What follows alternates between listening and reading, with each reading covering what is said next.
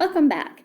Now that you've had a chance to make your representation of the 3 categories of shirts in our classroom, we are going to look at putting your information into a bar graph.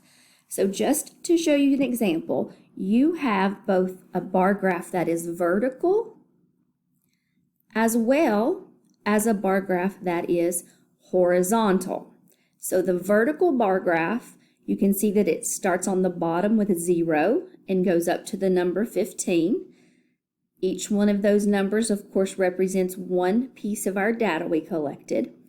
And then the horizontal bar graph is just turned the opposite way so that the numbers are actually at the bottom rather than at the top.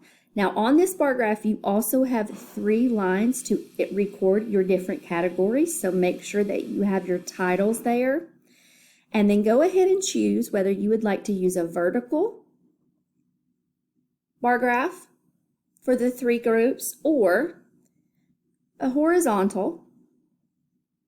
Complete that information and then we'll come back and have a discussion. Good luck!